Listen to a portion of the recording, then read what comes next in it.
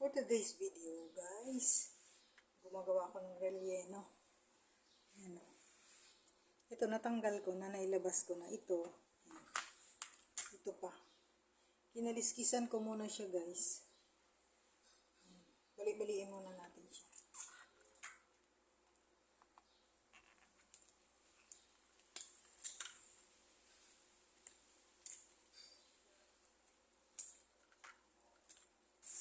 Gagawan ko lang siya ng para sa kanya, na kulang-kulang na recipe.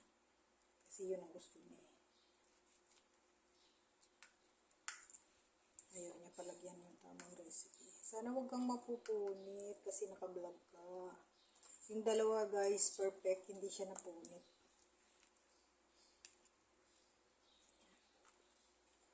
Ayan, guys. Huwag kang mapupunit. Ayan.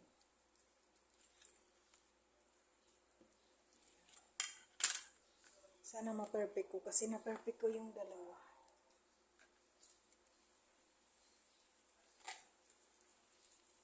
Ayun. Thank you, Lord. Nalabas siya.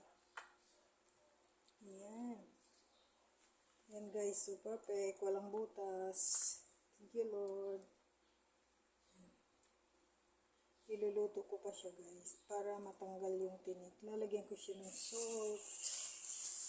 And then, konting water.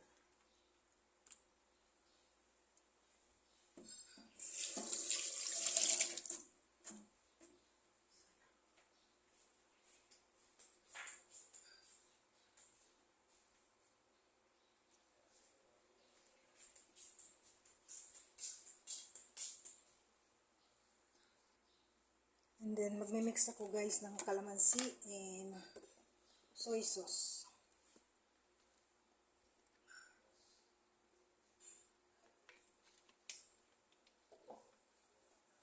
Yung gamit kong soy sauce ngayon, yung Knorr seasoning.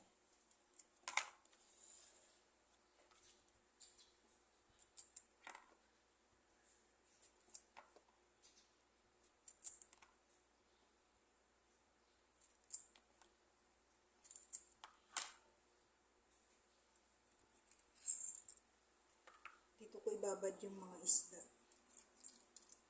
Tapos itatago ko muna sa ref bago ko.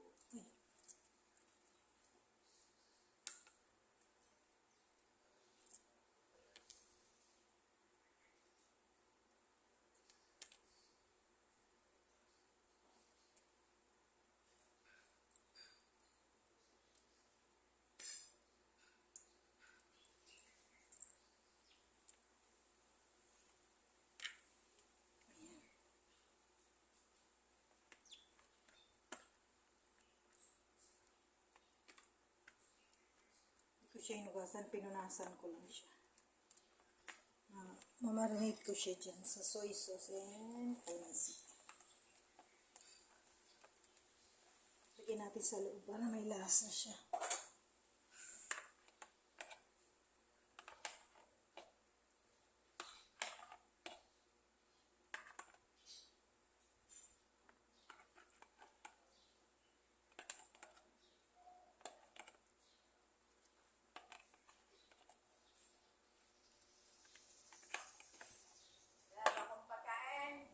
Ay, wala pa po.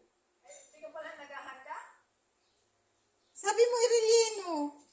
Hindi, sabi ko mag-relleno ka, pero hindi ngayon. Sabi mamayang gabi pa ako kakain.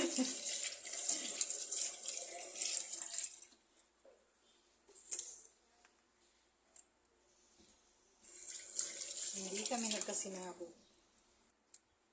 Ayan, guys, okay na to. Ready na. Itatago ko muna siya sa ref. And then, papakuluan ko muna yung mga laman.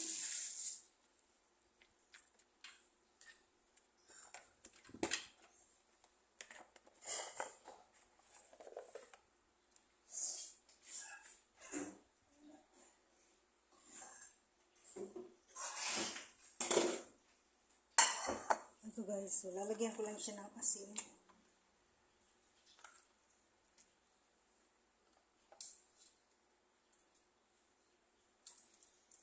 Mahinang apoy lang.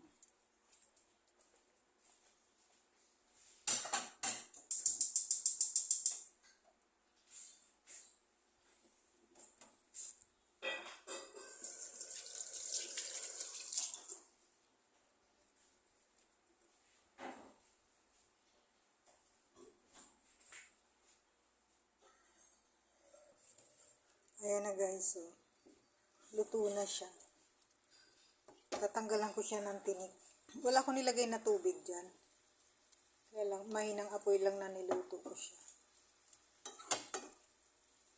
Palamigin ko lang siya, tapos tatanggalan ko ng tinik. Tapos ibabalik ko siya doon sa, babalik ko siya doon sa bangus, sa loob ng bangus.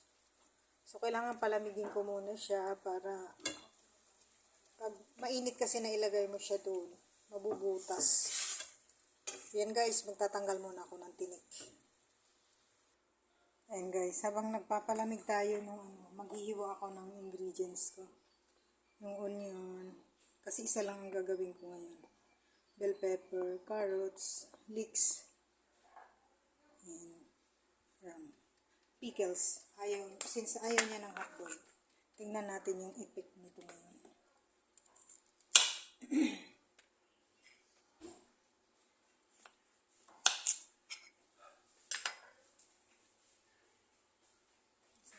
Chili naman.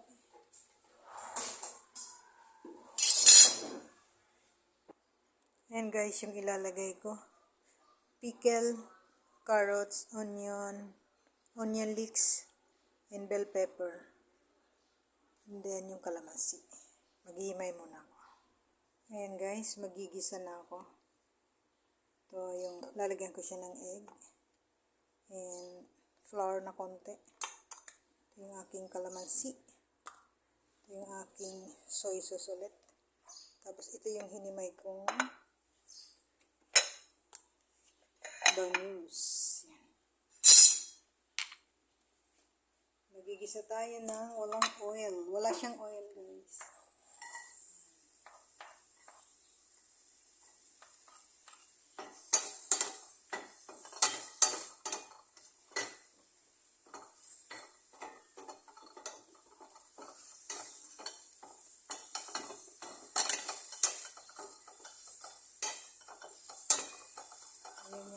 Ayaw ni Mother Earth ng oil.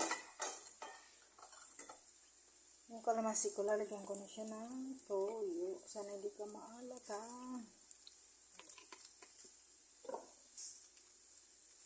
So na yung basahan ko sa toyo.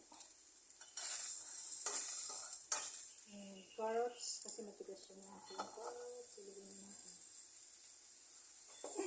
Lumigid na ang aking leeks.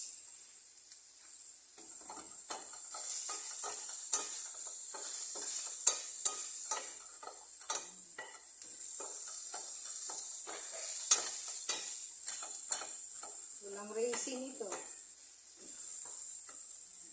Bell pepper at yung leeks. Sama-sama together na.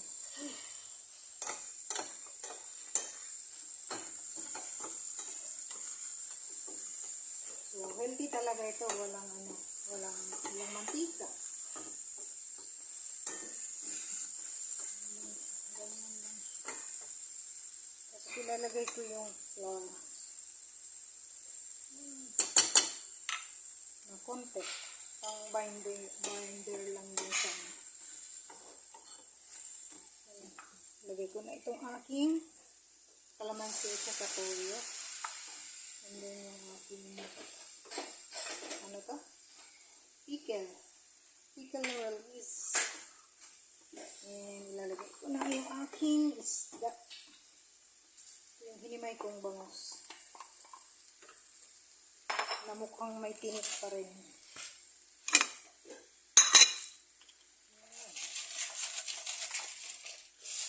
Konting paminta lang. Konti lang guys. Yan na siya. May tinik pa nga ako na nakikita. Oh. May tinik pa ako na nakikita na malaki. Titinikan ko pa rin siya. Yan, lalagay ko na guys yung egg. Isang egg. Tingnan natin kung okay na yung isang egg. Pwede na isa. 3 bangus pala ito guys. And ganyan lang. Tapos palalamigin ko siya ulit and then ilalagay ko siya dun sa bangus. Ito na guys. I-divide ko sa 3 para mailagay ko dito. So,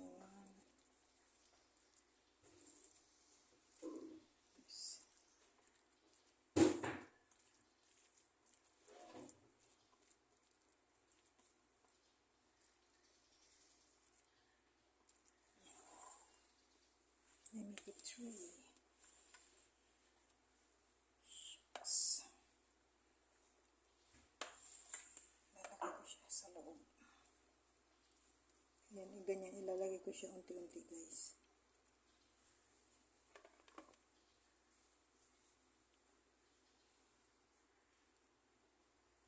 Ayan na, guys. Okay na. Lalagyan ko lang ito ng oil. Ito yung kay mother. Yung walang sausage, walang chorizo. Ito yung dalawa, may chorizo ito. Yung sa kanya, tinanggalan ko ng ulo para malaman ko. Ayan, guys. Yan ang aking relleno. Thank you for watching, guys. Pwedeng iprito, pwedeng i-bake. Thank you very much. Goodbye. Love you all. Bye-bye.